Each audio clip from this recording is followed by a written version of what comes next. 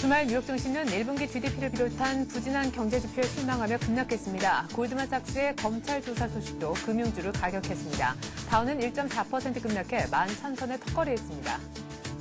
유럽도 하락세로 마감했습니다. 영국 3위 은행인 바클레이즈의 실적이 시장 기대치를 충족시키지 못했다는 실망감에 금융주가 약세를 띄었습니다. 유가는 그리스 구제금융 합의에 대한 기대감에 달러가 약세를 보이며 86달러대로 올라섰습니다. 6월 인도분 WTI는 배럴당 1.1% 상승해 86달러 15센트에 끝났습니다.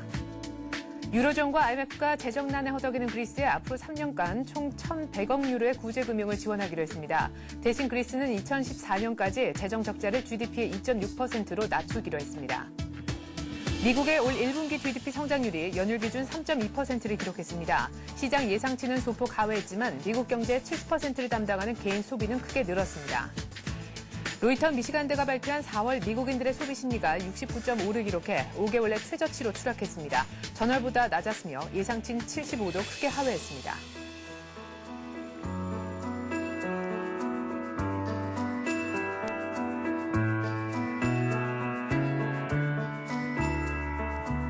네, 안녕하십니까. 굿모닝 센증시의 최혜린입니다. 주말 들어서 뉴욕 증시가 급락하는 모습이 연출됐습니다. 지표도 부진했고 골드만삭스의 악재가 또 겹치는 모습 속에 다우는 160포인트 가까이나 빠지면서 11,000선에 턱걸이했는데요. 그 전일의 상승분을 모두 주말 동안 토해냈다. 이렇게 봐야겠습니다.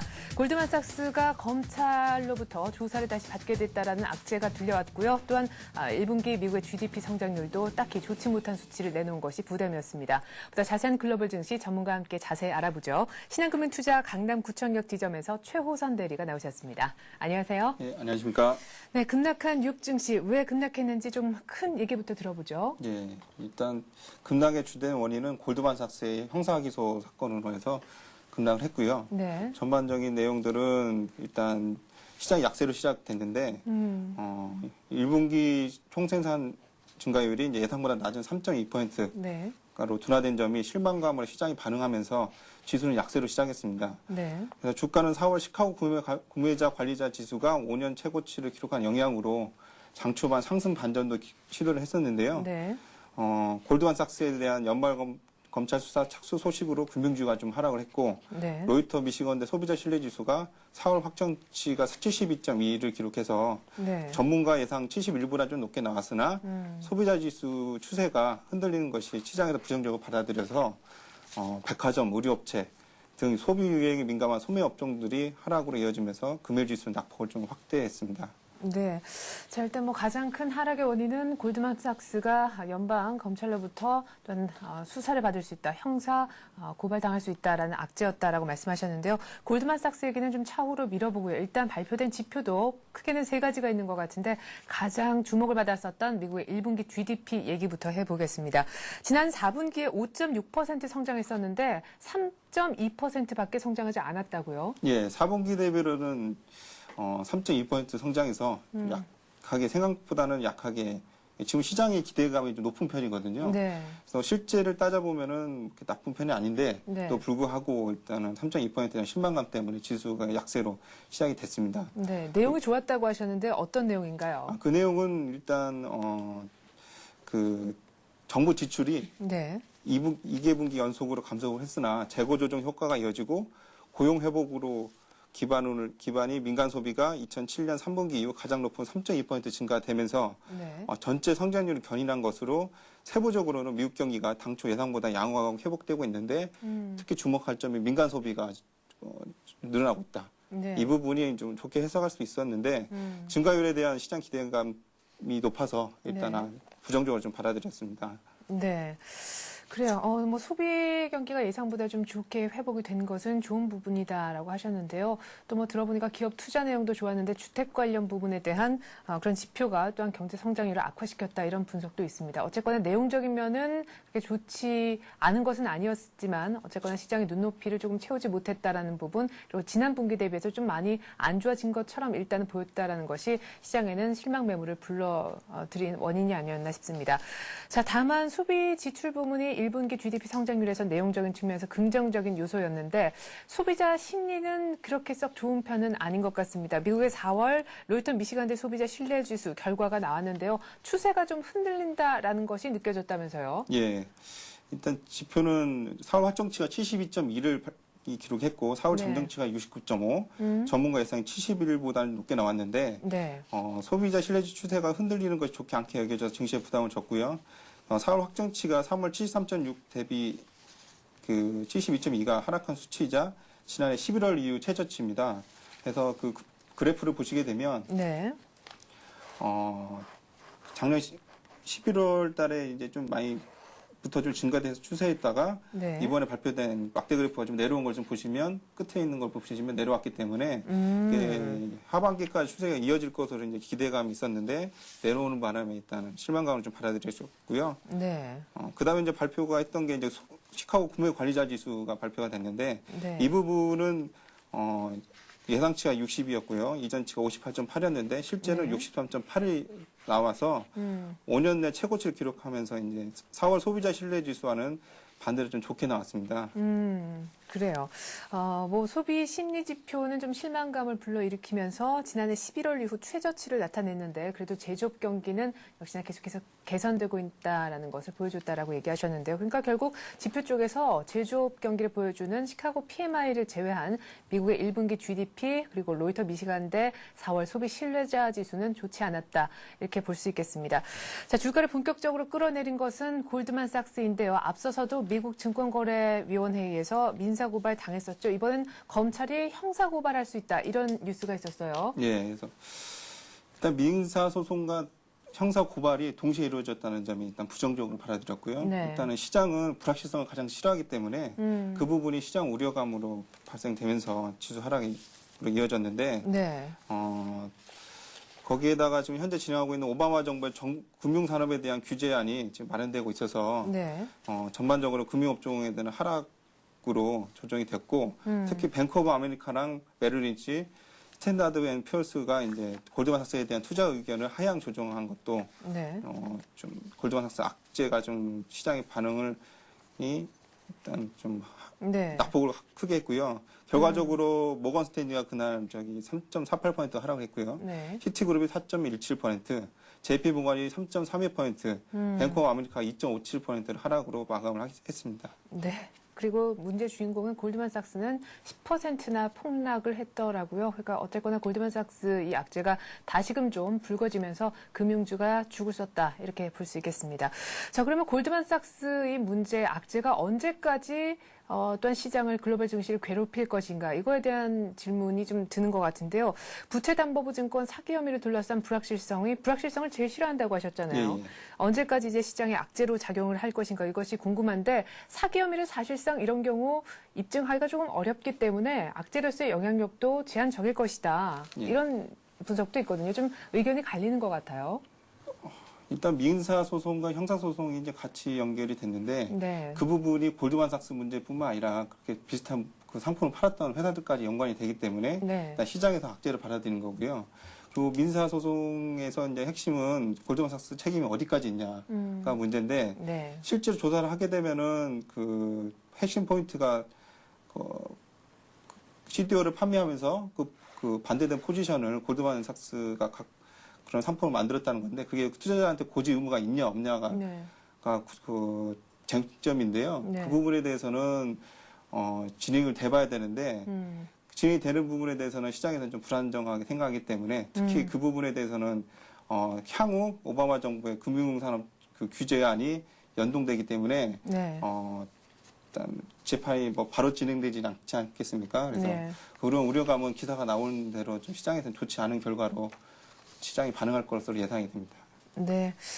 그래요. 골드만삭스가 일단 검찰에 연방 검찰로부터 수사를 받게 되는 그런 상황까지 왔습니다. 말씀하셨듯이 뱅크 오브 아메리카, 메릴린치 그리고 스탠다드 앤 푸어스사까지 골드만삭스의 투자 의견 그리고 목표 주가 모두 다 지금 하향 조정한 이런 상태입니다. 자, 이런 가운데 투자의 기재 워렌 버핏의 골드만삭스에 대한 의견을 들어볼 수 있는 주말에 벅셔 해스웨이 주주 정례 총회가 열렸는데요. 어떤 의견을 보였나요? 골드만삭스 사기 혐의에 대해서 말이죠. 그 부분은 뭐 가장 단적으로 워런 버핏이 질문 제일 많이 받았던 질문인데요. 네. 한마디로 골드만삭스 블랑페인 CEO를 전적으로 신뢰한다. 이렇게 얘기를 했습니다. 예, 근거가 뭐였나요? 근거는 일단은 아바쿠스 딜, 저희가 이제 그때 그 그래프로 말씀드렸는데요. 상품 이름 아바쿠스 딜 내용을 구체적으로 얘기를 하면서 예. 그 딜에서 가장 필요한 것은 자신이 알아서 실행하면 되는 거고 네. 투자은행은 고객에게 자신의 포지션을 알려줘야 할 의무는 없다. 그러니까 워렌 버핏의 기본 철학인 뭐 투자의 신중성을 기해라 이런 부분에서 골드만삭스는 큰 잘못이 없다. 이런 식으로 두둔을 좀 했습니다. 예. 그래요. 자기 자신도 골드만삭스 사태가 나오고 난 다음에 나름대로 투자했던 그 워런트 때문에 평가손을 입었던 워런 버핏이었는데 일단은 전적으로 신뢰한다라는 얘기를 했습니다. 그럼에도 불구하고 일단 시장은 워런 버핏의 입보다는 뭐 뱅크 오브 아메리카 멜린치라든가 스탠다드 앤 푸어스, 자 그리고 검찰 쪽에 수사에 들어갔다라는 쪽에 조금 초점을 맞추면서 안 좋은 쪽으로 해석을 했었던 것 같습니다. 자 그리고 주말 동안 나왔던 아주 따끈따끈한 뉴스입니다. 사실 뉴욕 증시, 유럽 증시 모두 다 마감하고 난 다음에 간밤에 나왔던 뉴스였습니다. 그리스 구제금융 자금 지원에 대한 협상이 드디어 타결이 됐습니다. EU와 IMF 측에서 어느 정도 얼마의 규모로 지원을 할 것인가에 대한 아웃라인이 결정됐다 이렇게 볼 수가 있겠는데 총 3년간 1,100억 유로를 지원하겠다 이런 내용이 결정됐다면서요. 예, 참 오래 기다렸는데요. 네. 실제로는 4월 23일 그리스가 구제금융 지원을 공식적으로 요청한 지 10일 만에 이루어졌습니다. 예. 그래서 구체적인 내용을 좀 보시면 유로존이 800억 달러를 지원하고요. 네. IMF가 300억 달러 지원해서 총 1,100억 유로를 지원하게 됐고요. 네. 그리스는 이제 3년간 재정 적자를 300억 유로로 감축을 해야 됩니다. 예. 그리고 재정 적자가 올해 GDP가 13.6%에서 8.2%로 낮춰야 하는 강력한 정책을 좀 해야 되고요. 네. 그 부분에 대해서는 이제 그리스 공공노조가 4일에서 5일 좀 총파업으로 대응하겠다 나오고 있는데, 네. 일단 그 주체인 그리스 총리 얘기를 들으면, 네. 일단 파산을 막는 것이 국가적 레드라인이라면서 이제 오늘 우리는 재앙을 막기 위해 큰 희생이 요구된 합의를 비준했다고 얘기를 했습니다. 예. 그래서 이에 관해서 워렌 버핏도 얘기를 좀 했습니다. 그래서 워렌 버핏이 뭐라고 얘기했냐면 그리스는 극적 드라마가 될 것 같다. 하이 드라마라고 얘기를 했는데요. 네. 내용이 뭐냐면은 뭐 계속 같은 얘기를 하고 있지만 그 유로존의 국가들이 그 통화를 같이 쓰기 때문에 네. 재정 적자가 그 본인 나라의 문제였으면 우리나라 예전에 이제 IMF 때 환율이 2,000원까지 갔지 않습니까? 네. 그런 식으로 이렇게 통화가 절하가 되는데 그 그리스 문제 때문에 전체 국가 유로화가 이제 하락으로 갈 수밖에 없는 상황이기 때문에 네. 그렇게 되면은 공동의 위기가 있기 때문이거든요. 네. 이런 얘기가 이제 처음입니다. 네. 그래서 이 드라마는 어떻게 될지 모르겠다 하는 얘기가 이제 워렌 버핏이 얘기를 했습니다. 그렇죠. 구제금융 받게 되면 그리스로는 좋겠지만 지금 5개월째 계속해서 추락하고 있습니다. 월간 단위로 봤을 때 유로화가요. 그 유로화에 대한 약세 부담을 유로존 16개국 전체가 나눠지는 셈이기 때문에 아마 또한 그런 얘기를 하지 않았나 싶습니다. 이렇게 유로화가 계속해서 급락하고 있으니까 미국 국채 사는 것 조금 멈추고 유로화 쪽으로 국채를 샀었던 중국도 조금 멈칫하고 있는 그런 모습도 보이고 있다고 하죠. 자, IMF가 사실 이렇게 그리스 구제금융에 대한 아웃라인이 나오기 직전에 했던 발언이 또 하나 있더라고요. 그리스 부채 해결에 10년이 걸린다. 이런 얘기를 했는데 IMF가 이런 조금 안 좋은 얘기를 한 것에 저희가 좀 크게 해석할 필요가 있나요? 일단 근거가 궁금한데요. 예, 그 그리스 지원에 대해서 반대를 독일이 제일 많이 했지 않습니까? 네.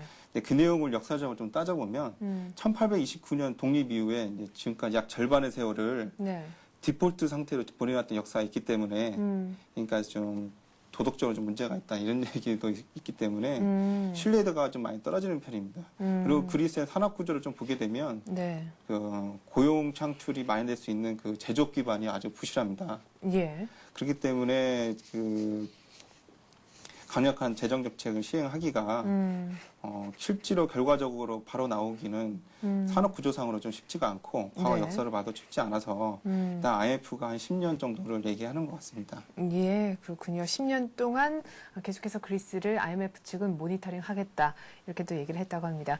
자, 그리스의 얘기가 나오기 이전에 안타깝게도 유럽 시장은 마감이 돼버려서 말이죠. 일단은 약세로 끝이 난 것 같아요. 미국 쪽의 지표도 좀 안 좋게 해석을 한 것 같고요. 예. 그래서 유럽 증시 마감 상황을 좀 말씀드리면은 네. 영국, 프랑스, 독일이 하락 마감을 했는데 특히 이제 영국 쪽이 이제 바클레이즈가 6.37% 하락을 했고요. 예. 그다음에 이제 그 지금 멕시코만 기름 유출 사건에 그 회사였던 BP, 브리티시 페트로리엄가 네. 이제 실적 우려가 좀 악화되고 또 그 사건 때문에 영국 증시가 좀 하락을 좀 많이 했습니다. 네. 그래서 1.14% 하락을 했고요. 네. 그다음에 프랑스 지수는 0.61%, 독일은 0.14% 하락해서 마감을 했습니다. 네. 자, 상품 시장 쪽에 얘기가 재밌던데요. 그리스의 이 구제금융 지원에 대한 기대감 때문에 또 달러화가 약세를 유로화 대비해서 상대적으로 보이니까 유가는 오를 수밖에 없었던 것 같습니다. 유로화가 그러니까 이제 유가가 조금 이제는 진정되는 국면으로 다시금 배럴당 85달러 선 위는 안착을 하는 것이 아닌가 싶은데 이쪽 원유 시장도 그렇지만은 금값도 굉장히 많이 올랐다면서요. 상품 시장 얘기 좀 해주시죠. 일단 그리스 디폴트 문제가 그 기축 통화가 이제 달러화가 있고요. 네. 그다음에 엔화, 유엔화, 유로화인데 일단 그리스 디폴트 우려가 이제 상존을 하면서 금값으로 이제 다시 이어지면서 금값은 차당 최고치를 또 돌파를 했고요. 네. 그래서 좀 내용을 좀 말씀드리면 바클레이즈에 따르면 저기 그 모니터링 하고 있는 19개 펀드가 보유하고 있는 금 실물이 1,850톤으로 4월에만 37톤 가량 늘었다고 합니다. 그러니까 시장 불안 어떤 심리가 네. 금 매수로 이어졌다는 것을 네. 좀 보고 있고요. 그리고 유가는 이제 그 유로가 좀 안 좋으니까 실물 네. 자산을 좀 몰리면서 3일째 상승세를 이어졌는데 특히 이제 멕시코만 석유 유출 사건이 지금 점점 뉴스가 나올수록 아주 커지고 있는데요. 네. 이 부분 때문에 또 유가가 또 올라서 86.15달러로 마감을 했습니다. 네. 자, 이렇게 해서 지난 주말 거치면서 유럽 증시 마감 상황, 뉴욕 증시 마감 상황, 그리고 상품 시장 마감까지 저희가 얘기를 한번 해봤습니다. 주간 단위로 봤을 때 뉴욕 증시가요, 굉장히 큰 폭으로 또 우리 시간으로 주말 거치면서 큰 폭으로 하락하는 바람에 주간 단위로 상승세는 멈추고 말았습니다. 9주 만에 약세로 돌아서고 8주 연속 랠리에 종지부를 찍었는데 그러나 아직까지 월간 단위로는 지금 석 달째 상승세를 유지를 하고 있는 중입니다. 자, 이런 가운데 이제 슬슬 어닝 시즌은 확실히 마무리가 됐다라는 느낌이 있고요. 이제 중심은 역시 지표로 옮겨지지 않을까 싶은데 이번 주 가장 중요한 미국의 노동부 고용지표 4월에 대한 발표가 기다리고 있습니다. 지표 쪽 얘기부터 먼저 들어보죠. 예, 일단 3일 발표되는 4월 ISM 제조업 지수가 이제 5일 발표되는 비제조업 지수가 발표가 되는데요. 네. 미국의 제조업 경기가 얼마나 살아나고 있느냐가 이제 관심사가 될 것으로 보고 있고요. 그다음에 일단 그 전일 GDP 성장률과 미시건대 소비자 지수의 실망감이 이제 시장이 기대하고 있는 실물의 경기 회복 속도에 대한 의구심을 확인할 수 있는 기회가 될 것 같습니다. 네. 그다음에 7일날 발표되는 실업률은 이제 전월과 좀 비슷할 것으로 보이고 있는데 9.7%. 예, 그렇죠. 예. 그래서 비농업 고용은 좀 대신에 좀 고용될 것으로 보고 있어서 일단은 제조업 지수와 그 실업률, 그다음에 비농업 고용 지표를 딱 보면서 이번 주는 미국 경기 회복세에 대한 전주 금요일 날에 대한 실망감이 좀 있었는데 네. 다시 한번 확인할 수 있는 자리가 될 것 같습니다. 네. 자, 그리고 초대형 기업들의 실적 발표가 끝나긴 했지만 아직까지 일부 기업들의 실적 발표도 예정이 돼 있잖아요. 나머지 실적 발표 앞둔 기업들의 이름도 좀 알아볼까요? 예. 그래서 일단 그 시스코가 5월 3일에 좀 발표를 하고요. 네. 그래서 컨센서스는 0.4로 이전치 0.38보다는 좀 높게 나올 걸로 예상이 되고 있고요. 네. 그다음에 마스터카드가 이제 5월 4일 장전에 이제 발표가 되는데 이전치는 2.8로 예상이 되고 컨센서스는 3.14로 좀 상승될 걸로 좀 예상이 되고 있습니다. 네. 자, 기업들은 실적도 실적이지만 무엇보다 이제 슬슬 지표가 그 중심이 이제 지표 쪽으로 옮겨지는 만큼 지표가 뉴욕 증시를 다시금 주간 단위로 일으킬 수 있는지 주목되는 한 주가 아닌가 싶습니다. 이렇게 해서 오늘 글로벌 증시는요, 신한금융투자 강남구청역 지점의 최호선 대리와 함께했습니다. 최 대리님 말씀 잘 들었습니다. 네, 감사합니다.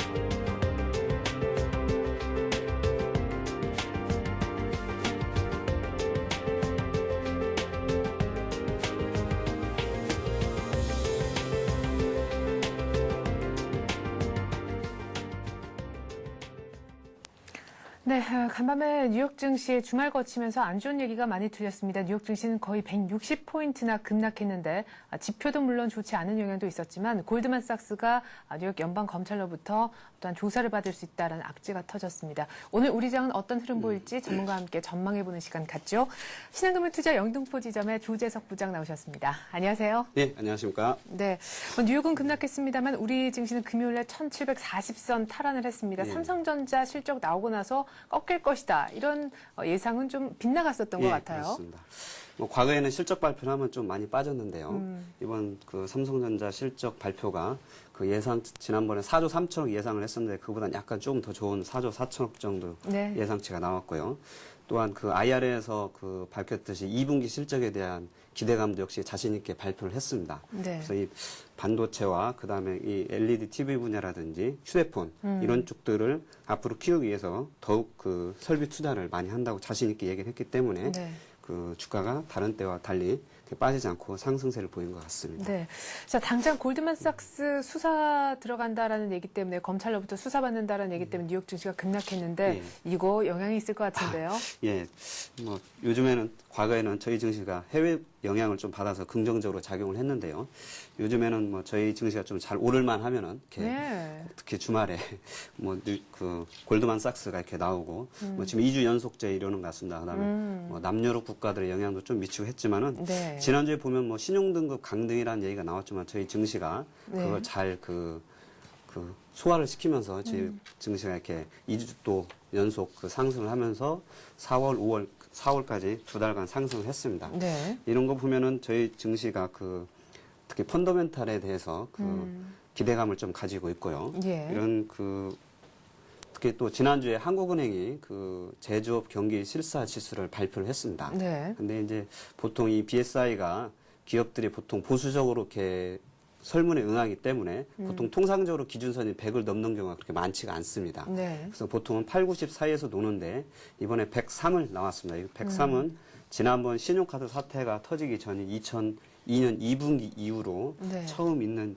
일이고요. 따라서 기업들이 경기 상황을 좀 낙관적으로 해석하고 있다는 그 증거가 되고요. 네. 또한 그 국내 소비자 심리지수도 이렇게 110을 넘어가면서 여전히 소비에 대해서도 약간 낙관적인 그런 그 수치를 나타내기 때문에 이제 이런 그 투자와 네. 소비가 그 낙관적으로 되면은 저희 최근에 그 과거에는 그 정부의 역할에 의해서 경제 네. 성장이 이루어졌지만은 이제 민간 부문의 자생력이 어느 정도 회복이 되고 있기 때문에 이게 잘 그 앞으로 조금 더 잘 좀 진행이 되면은 네. 이 국내 증시의 밸류에이션 매력이 외국인들의 그 매수세가 지속되는 그런 그 원인이 되지 않을까 이렇게 긍정적으로 해석을 할 수 있겠습니다.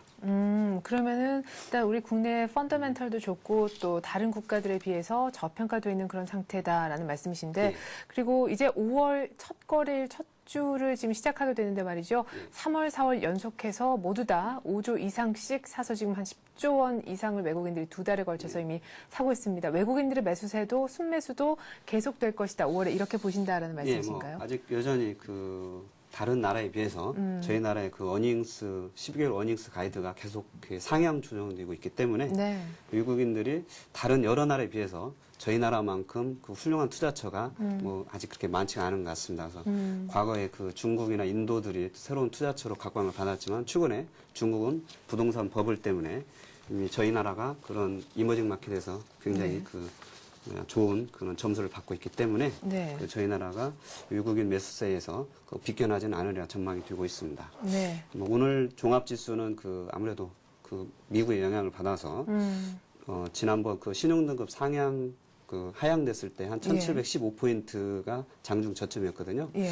그래서 오늘 같은 경우는 저희 증시도 한 1710포인트 부근이 그 저점이 되지 않을까 이렇게 생각을 하고 있습니다. 그래서 네. 1710선만 지지가 되면은 1차로 지지가 되면은 이런 기존에 주도주였던 IT나 자동차 쪽을 비롯한 이런 쪽들로는 또 매수세가 뭐 유입이 되리라 이렇게 보여지고 있습니다. 네.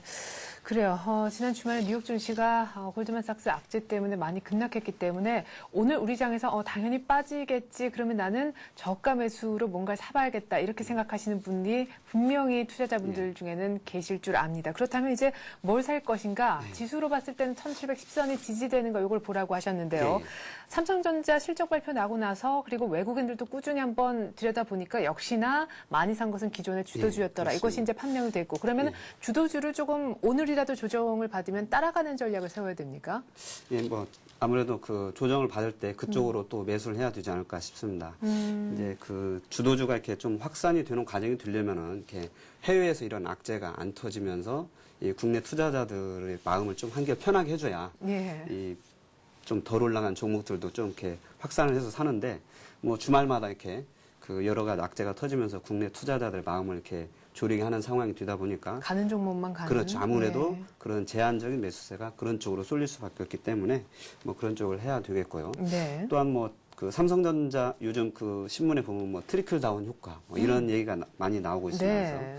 이제 대기업들이 뭐 장사가 잘 되면서 그 네. 실적을 했던 게 중소기업과 소비자들한테 이렇게 영향을 미친다는 그런 말인데요. 네. 이 최근에 그 IT 장비 부품 업체들이 삼성전자와 하이닉스가 이 대규모 설비 투자를 하면서 이 실적이 사상 최대의 실적을 구가를 하고 있습니다. 그래서 네. 예년에 반도체가 좋았던 2002년도나 2004년도보다도 훨씬 더 지금 실적이 좋아지고 있기 때문에 네. 이런 그 삼성전자 하이닉스를 비롯한 또 IT 장비 업체들도 여전히 아무래도 그 외국인 매수세의 주된 목표가 뭐 뒤라고 보여지고 있습니다. 네.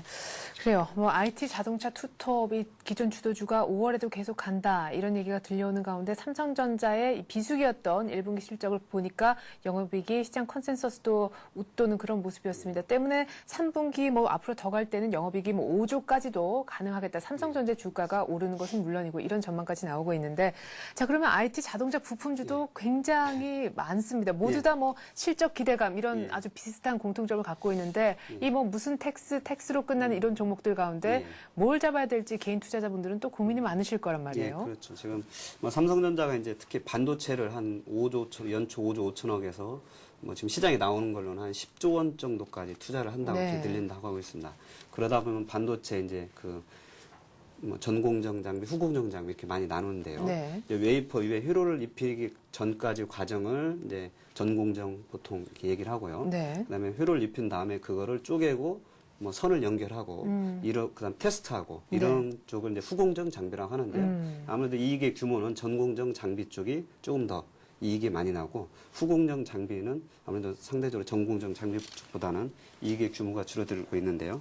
따라서 뭐 IPS나 그다음에 유진테크, 뭐 아토 이런 쪽들이 아무래도 전공정 장비로서 좀 이익을 쭉 더 누릴 수가 있겠고요. 네. 또한 뭐 최근에 또 그 삼성전자가 LED TV도 뭐 50%까지 늘린다고 IR에서 발표했습니다. 네. 그래서 지금 현재 1분기에 LED TV 비중이 LCD TV 비중 중에서 한 10% 정도 차지하는데 50% 정도가 늘리면 뭐 40%가 늘어나기 때문에 네. 뭐 계속 말씀드렸던 뭐 한솔 LCD라든지 그다음에 네. 삼성전기 그다음에 뭐 에이테크 솔루션, 에이스디텍 뭐 이런 네. 종목들이 또 실적 한 단계 업그레이드 뒤라고 보여지고 있습니다.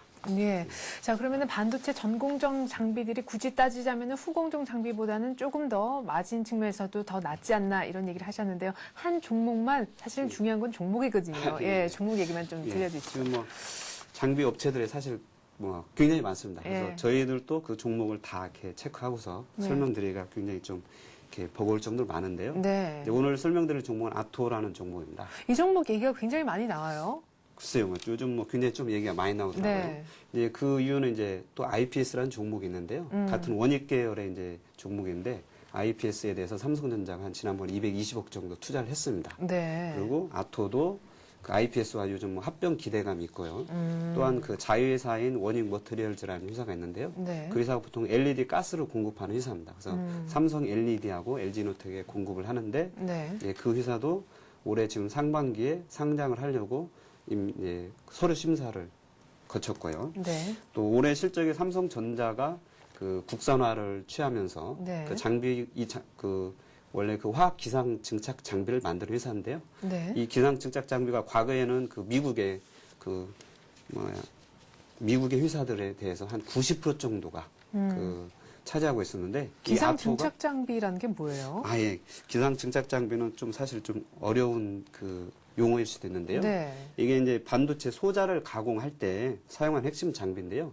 이 진공 상태에서 웨이퍼 위에 그 화합물을 가스 상태에서 수증기로 쏘아서 그걸 그 반도체 소자 위에 그 일종의 보호막을 만드는 그런 장비인데요. 네. 이제 보통 보호막을 그 수증기로 쏠 때 뭐 압력을 높게 하는 상압이라든지 저압, 그다음에 열로 붙이는 방식, 그다음에 플라즈마로 붙이는 방식 이렇게 있는데요. 이 아토는 그 플라즈마 방식으로 붙이는 업체인데요. 네. 그래서 아까 말씀드린 외국 업체가 차지하던 거를 이 아토가 뛰어들면서 지금은 삼성전자의 납품 업체 1위로서 등극을 했습니다. 네. 그래서 뭐 향후에 삼성전자의 그 수요 공급에 그 대폭적인 실적 호전이 예상되는 종목이라 할 수 있겠습니다. 네. 자, 그런데 이미 뭐 시장에서 IT 자동차 부품, 뭐 장비, 재료 이런 얘기가 나온 지가 조금 됩니다. 그래서 주가는 이미 어느 정도 올라 있는데 오른 지금의 상태라도 잡아야 된다 이런 얘기시네요. 결국. 지금 이제 사실은 이제 지금 주가가 많이 올랐기 때문에 부담스러울 수도 있는데도 아까 말씀드린 삼성전자가 거의 그 설비 투자를 거의 한 40% 정도 더 40~50% 정도 늘리기 때문에 네. 아토도 추가적인 그 실적 개선이 이렇게 유발이 되려고 보여지고요. 네, 차트를 한번 보면 말씀드리면은 네. 또 그 지난 주말경에 또 주가가 사실 좀 급등을 했습니다. 네. 그래서 근데 이게 보면은 외국인들이 연속 이틀간 한 60만 주 넘게 샀습니다. 네. 근데 기관의 물량을 다 받아갔네요. 예, 맞습니다. 기관들이 한 이틀간 파는 거를 외국인들이 한 60만 주 사들이면서 이렇게 장대 양봉이 크게 나왔고요. 네. 그래서 이렇게 기술적 분석상 그 매수 시점은 보통 보면 이 장대 양봉의 절반을 훼손하지 않는 범위 내에서 이 훼손하지 않으면 주가가 추가적인 상승이 이렇게 가능하리라고 보여지고 있기 때문에 오늘의 매수가는 이렇게 그 외국 시장 하락할 틈을 이용해서 네. 지난주에 그 장대 양봉 7,000원에서 7,900원 사이였던 한 7,400원대에서 매수를 하시면 좋을 것 같고요. 네. 손절매는 그 첫 번째 양봉이 나왔던 고점인 7,000원 선을 혹시 이제 그 단기적인 손절매를 하지만 네. 제 보기에는 뭐 손절매 안 하시고 네. 이제 뭐 사실은 첫 번째 양봉이 나왔던 시점까지 하락을 하더라도 좀 이렇게 끈기 있게 분할 매수를 하시면 좋을 것 같고요.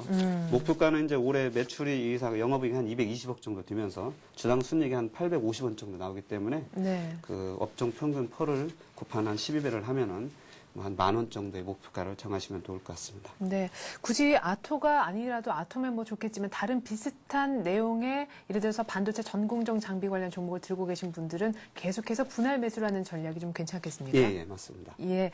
자, 이렇게 해서 오늘의 센 전략은요, 신한금융투자 영등포 지점 조재석 부장과 함께 해봤습니다. 부장님 말씀 잘 들었습니다. 예, 감사합니다.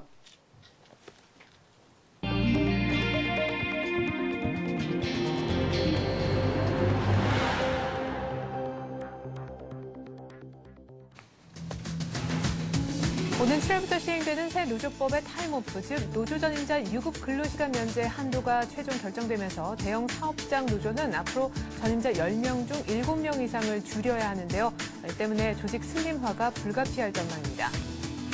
국내 건설사들의 텃밭을 할 수 있는 중동의 대형 프로젝트 수주가 곳곳에서 삐걱대고 있다고 합니다. 발주처의 사업 연기와 무리한 요구가 잇따르는 데다가 한국 업체의 독주에 대한 경쟁사들의 견제 또한 한층 심해지면서 이중 삼중고를 겪고 있다고 하는군요. 골드만삭스는 사기를 안 쳤다. 전적으로 나는 지지한다. 워런 버핏 버크셔 해서웨이 회장이 주주 총회를 통해 골드만삭스 사기 혐의에 대한 자신의 견해를 이렇게 밝혔는데요. 그렇지만 사기 혐의와 관련된 새 증거가 나올 경우 신뢰를 철회할 수도 있음을 또한 동시에 시사했습니다. 국내 항공사들이 아이슬란드 화산 폭발에 따른 유럽의 항공 대란 속에서도 지난 4월 역대 최대 수송 실적을 기록했습니다. 국제선 여객이 200만 명에 육박했다고 하는데 유럽을 제외한 일본, 중국, 미주, 동남아 노선이 모두 두 자릿수의 증가세를 보였기 때문이라고 합니다. 이번 주에는 아시아개발은행 연타총회가 열립니다. 오는 11월 서울에서 열리게 되는 G20 정상회의를 앞두고 역내 금융협력 강화를 위한 다양한 방안이 또한 논의될 예정인데요. 이밖에 국내 주요 일정들 챙겨보겠습니다. 자, 오늘 이 같은 내용 바탕으로 해서 이슈는요. 서울경제신문 이종배 기자와 함께할게요. 이 기자 안녕하세요. 예, 안녕하십니까. 네, 7월부터 노조 전임자가 한 해 동안 유급으로 근로시간을 면제받는 이른바 타임오프 한도가 결정됐는데 최대 24명으로 결정이 됐다고요? 네, 그렇습니다. 오는 7월부터 그 새 노조법이 시행되는데요. 그 새 노조법의 주요 골자는 이제 그 노조 전임자 있지 않습니까? 네. 그 노조 전임자의 그 유급 근로를 원칙적으로 금지하되어 특정 인원에 한해서만 허용하는 네. 그런 게 타임오프제인데요. 그 타임오프에 담겨져 있습니다. 그래서 지난해 2월 말부터 그 위원회가 구성돼서 그 타임오프의 세부 방안을 논의해왔고요. 네. 지난 1일 밤 좀 늦게 타결을 받는데요. 그 타결될 내용을 보면은 임금을 받는 그 노조 전임자가 최대 24명을 넘을 수 없고요. 네. 또 대기업일수록 그 노조 전임자가 크게 줄어드는 것으로 나타났습니다. 이게 세부적으로 보면은 일단 11개 구간으로 세분화해서요. 그 전임자 1인당 그 연간 2,000시간을 기준으로 해서 최저 0.5명에서 최고 24명까지 노조 전임자가 정해졌고요. 네. 또 이 세부적으로 보면 11개 구간이 워낙 많아서 좀 주요 구간별로 좀 요약을 해봤는데요. 네. 일단은 그 노조 원수 기준입니다. 그 노조 원수 기준으로요. 그 노조 원수가 그 50에서 499명의 경우 그 임금을 받는 노조 전임자가 1명에서 2.5명으로 정해졌고요. 네. 또 노조 원수가 그 500명에서 990명 이하는 3명. 또 그 1000명에서 그 2990명 이하는 5명. 또 3000명에서 9900명 이하는 7명에서 11명 이렇게 정해졌고요. 네. 또 대기업 사업장인데요. 그 1만에서 한 1만 4,900명 이하는 14명이고요. 네. 또 노조 원수가 그 1만 5천명 이상의 경우는 최대 24명으로 제한하고요. 또 1만 5천명 이상의 경우는 2012년 7월부터는 18명으로 줄인다. 네. 이게 그 확정됐습니다. 결국에는 노조 수가 많을수록 타격이 크다 이런 말씀이신 것 같은데 국내 최대 노조라고 할 수 있는 현대차 노조 당장 타격이 클 것 같아요. 네, 그렇습니다. 사실 그 현대차나 기아차 같은 대형 노조 같은 경우는 노조 원수가 1만 5천 명이 다 넘거든요. 네. 그러니까 이 기준에 의하면은 그 전임자를 최대 24명밖에 못 두고요. 그것도 그 2012년 7월부터는 또 18명으로 줄여야 되는 이런 상황인데요. 네. 사실 그 대기업의 경우 그 회사로부터 임금을 받는 그 노조 전임자가요. 공식, 비공식 해서 한 수백 명에 이르고 있거든요. 제대로 파악이 안 될 정도로 많은데요. 네네. 이렇다 보니까 그 새 제도가 시행되면은 그 상당수의 그 전임자가 임금을 받지 못할 것으로 보입니다. 이제 그 주요 노조별로 좀 그 새 기준 적용됐을 때 전임자가 얼마나 주는지 한번 봤는데요. 예. 그 현대차 노조는 현재 노조원이 그 4만 5천 명에 이르고 있고요. 네. 지금 파악된 전임자가 220명입니다. 그러니까 그 새 노조법이 시행되는 올해 7월부터는 24명으로 줄여야 되고요. 네. 또 2012년 7월부터는 또 18명으로 또 줄여야 되죠. 그러니까 네, 거의 한 200명을 줄여야 돼요. 예, 그렇죠. 10분 안에 대폭 줄여야 하고요. 네. 그 노조 전임자가 그 기아자동차는 143명인데요. 이 마찬가지로 19명으로 줄여야 됩니다. 또 GM 대우 자동차도 그 91명에서 14명으로 줄여야 되고요. 네. 또 두산 인프라코어도 16명에서 5명으로 줄여야 되는데요.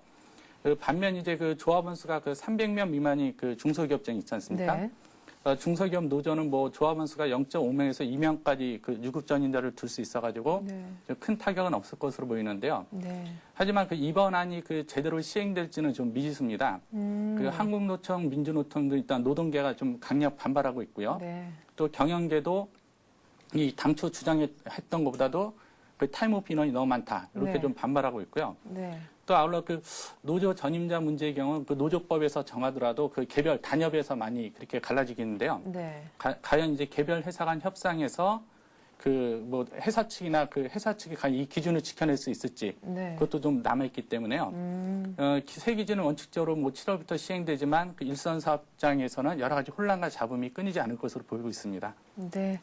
자, 일단은 가이드라인은 나온 것 같은데 적용받을 그 개별 기업들과의 또한 이해 상충 문제 그리고 기본적으로 지금 경영권에서도 좀 회사 측에서도 달가워하지 않는 분위기, 노조 측에서는 또 적법성 시비까지 있는 상황. 과연 7월 시행되고 난 다음에 어떤 또 얘기들이 들려올지 좀 그때까지 또 한번 기다려 봐야겠습니다. 그렇죠. 예.